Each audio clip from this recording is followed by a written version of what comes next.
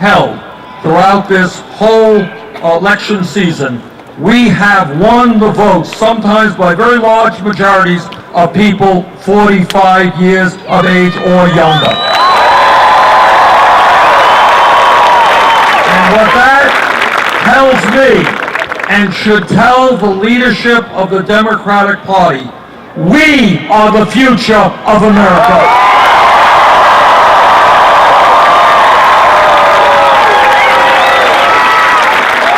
And the ideas and the vision that we are bringing forth of a nation based on social justice, economic justice, racial justice, environmental justice, that is America. Our vision is the future, not Trump's vision of bigotry and dividing us. And if we stand together and not allow the Trumps of the world to divide us up, there is no doubt in my mind that our vision prevails.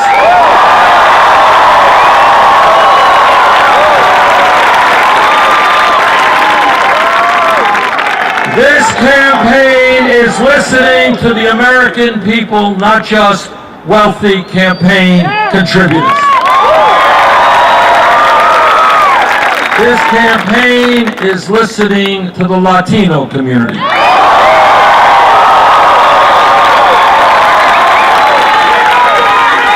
my father came to this country from Poland at the age of 17 without a nickel in his pocket. He couldn't speak English. So I know a little bit about the immigrant experience. And I think about the courage of somebody coming into a country, not having any money, not speaking the language, and I understand what it means for 11 million undocumented people in this country today. We have today and every day undocumented workers who are being exploited on the job. They're being cheated by their employers. And the reason for that is if you don't have any legal rights, your employer can do anything he wants to you, to cheat you, take away your wages, and you don't have the capability of fighting back because you don't have any legal rights. And that is why, to my mind, we must pass comprehensive immigration reform and a path towards citizenship.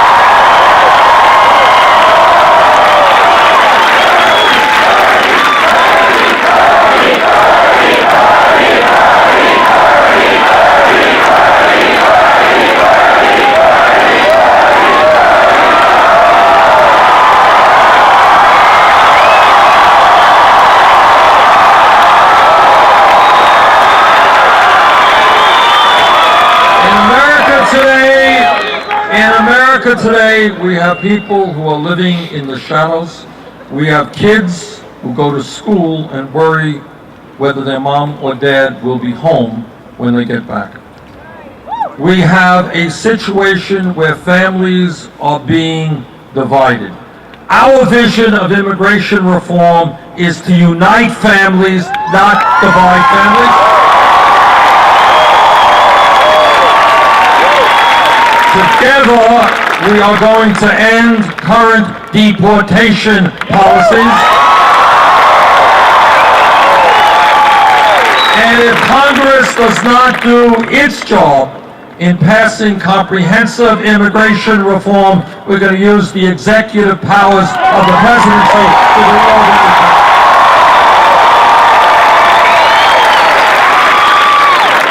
This campaign is listening to the African American community.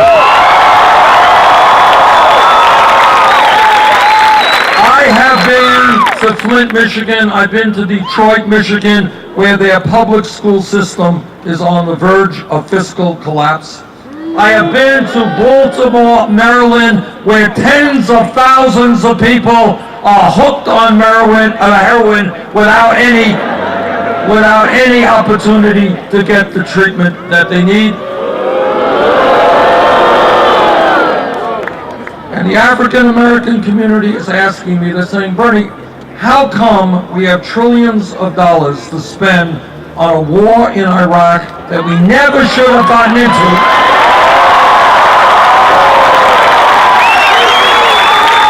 But we supposedly do not have the money to rebuild our inner cities. Well, together, we are going to change our national priorities. We're not going to get entangled in wars that we should never have gotten into in the first place. We're not going to spend billions rebuilding the infrastructure of Afghanistan and Iraq. We're going to invest in America. We're going to rebuild our school system so kids in inner cities have quality education.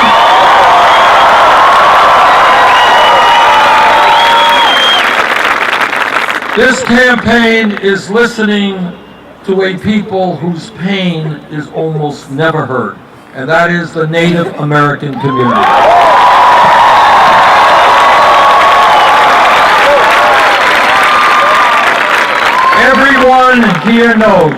Everyone here knows that from before this country became a country, when the first settlers came here, the Native American people were lied to, they were cheated, and the treaties they negotiated were broken. And everybody here knows that we owe the Native American people a debt that really we can never repay.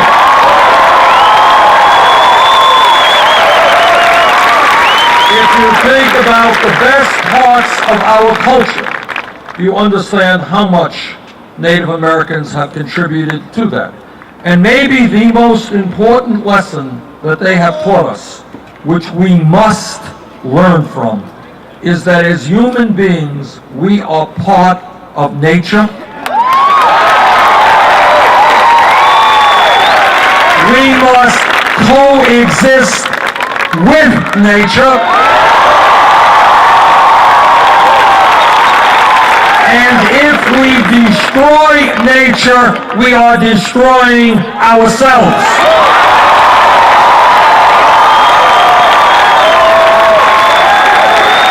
And yet, as I travel this country, I find that on Native American reservations, Native American communities, unemployment rates and poverty rates sky high. I find that rates of youth suicide is horrific. I find the schools failing the children and health care totally inadequate. If elected president, together, we will fundamentally change our relationship to the Native Americans.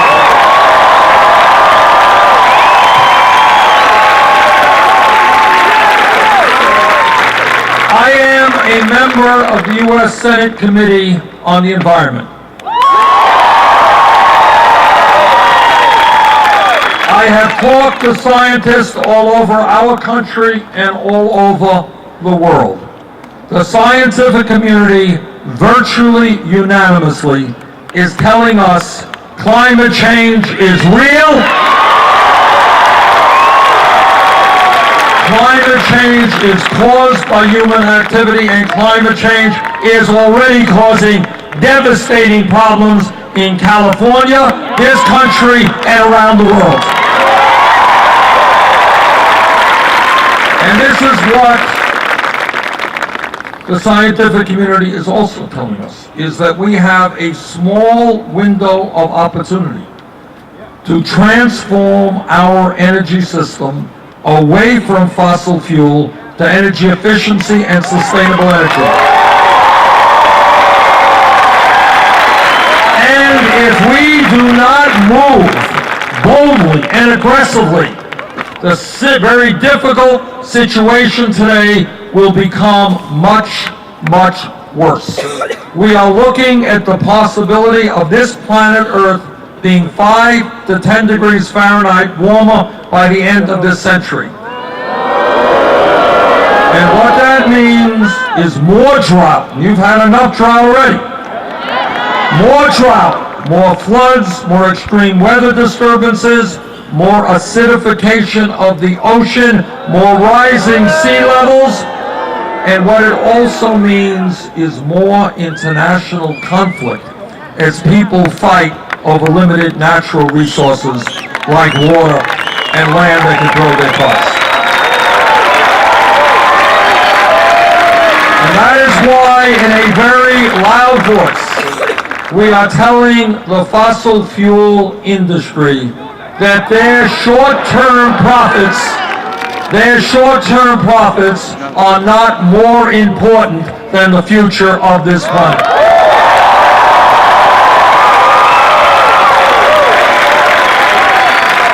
I have, I'm proud to tell you, introduced the most comprehensive climate change legislation in the history of the U.S. Senate. And that legislation calls for a tax on carbon. And I call upon Secretary Clinton to join me in telling the fossil fuel industry they're not going to continue to destroy this planet. Support a tax on carbon.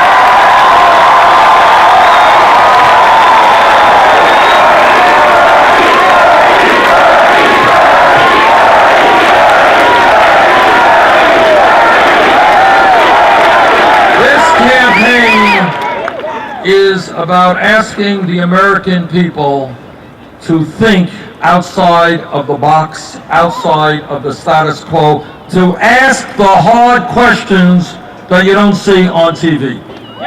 And one of those questions is, why does it happen that in America we are the only major country on earth that does not guarantee health care to all people?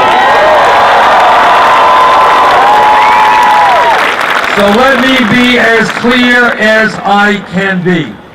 I believe that health care is a right of all people, not a privilege.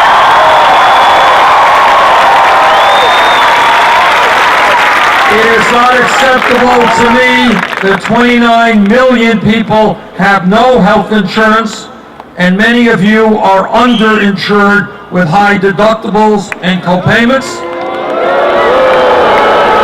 It is not acceptable to me that every one of us gets ripped off every day by the pharmaceutical industry that charges us the highest prices in the world. There are people in this country who go to the doctor, 1 out of 5 Americans. They go to the doctor, they get a prescription, they can't afford to fill that prescription. There are senior citizens in California and Vermont who are cutting their pills in half because they don't have the money to buy the medicine they need. So I say to the pharmaceutical industry, your greed is going to end.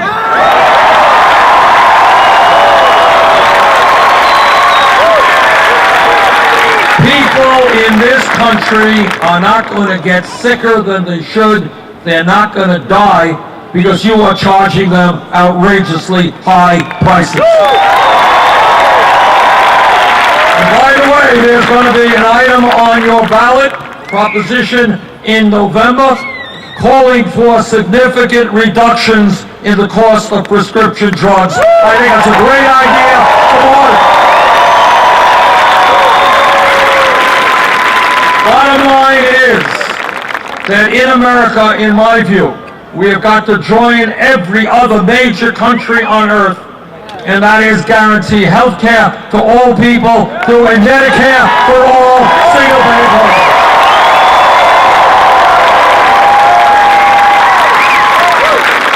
All of you know that we are living in a competitive global economy. We need the best educated workforce in the world. It is absolutely nuts that hundreds of thousands of bright young people in this country do not go to college for one reason. Their families do not have the financial resources. It is equally crazy that millions of people leave school deeply in debt. How many people here have student debt? Incredible. Incredible. And that's your part. Don't feel alone about this. Millions of people are struggling with student debt, sometimes paying that off for decades. We should, in this country, be encouraging people to get all the education they can. We should not be punishing people with outrageous levels of student debt. And that is why I believe two things. Number one, in the year 2016, when we talk about public education, it is not good enough to talk about first grade through 12th grade. Today, we must be talking about public education to include making public colleges and universities tuition free.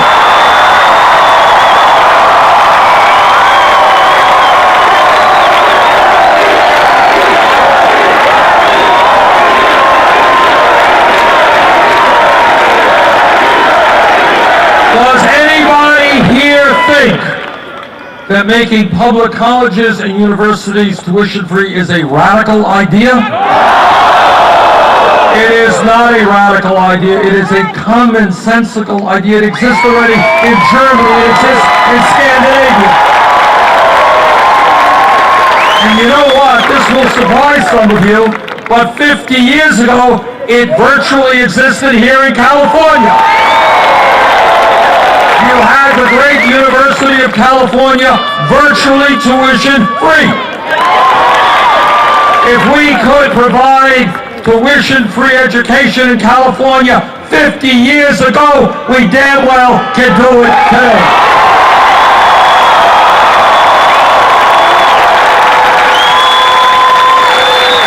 And the other thing that we are about to address is this issue of student debt, of people paying off loans at 6, 8, 10% interest rates. Together, what we are going to do is allow every person with student debt to refinance their loans at the lowest interest rates they can find. Now, my opponents tell me, well, Bernie, you're Santa Claus, you're a nice guy. You're giving away free tuition. You're going to lower student debt. What a nice guy you are. How are you going to pay for it? Let me tell you exactly how I'm going to pay for it.